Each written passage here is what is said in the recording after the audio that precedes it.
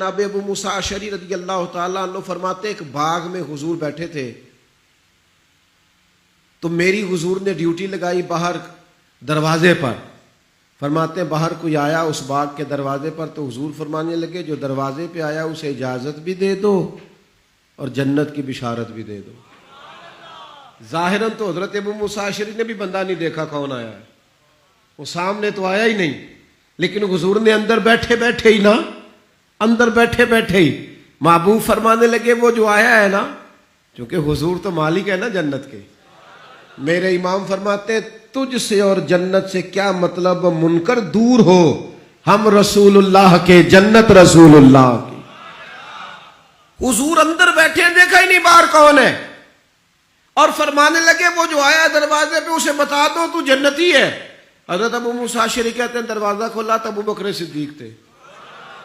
یہ دیکھو کن کے نام جنت الاٹ ہوتی ہے اور بار بار انہی کا قرہ نکل آتا ہے, انہی کے تذکرے ہونے لگتے ہیں, انہی کا ذکر. سیدنا صدیق اکبر فرماتے ہیں تھوڑی دیر کے بعد پھر کوئی دروازے پہ آیا, حضور فرمانے لگے اسے اجازت بھی دے دو اور جنت کی بشارت بھی دے دو. یہ سیاستہ میں حدیث موجود ہے. فرماتے ہیں میں جو گیا دروازہ کھولا تو دروازے پہ فاروق اعظم تھے. سیدنا ابو موسیٰ اشعری کہتے ہیں دروازے پہ دستک ہوئی تو میرا پھر نہ دھیان لب ہائے مبارکہ کی طرف ہی تھا. وہ زبان جس کو سب کن کی کنجی کہیں, جس کو سب کن کی کنجی کہیں, اس کی نافذ حکومت پہ لاکھوں سلام. پھر دروازے پہ دستک ہوئی تو کریم فرمانے لگے دروازہ کھولو اور اس بندے سے کہو تم پر آزمائش بھی آئے گی پر یہ بتا دو تو ہے جنتی.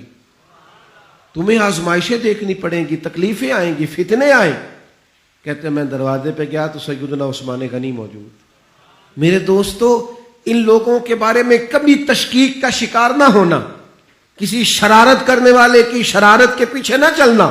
میرے نبی پاک علیہ الصلوۃ والسلام نے تو پہلے خبر دی تھی کہ حضرت عثمان غنی پر فتنے آئیں گے, آزمائشیں آئیں گی, اور صحیح روایت میں موجود ہے خبر دی تھی.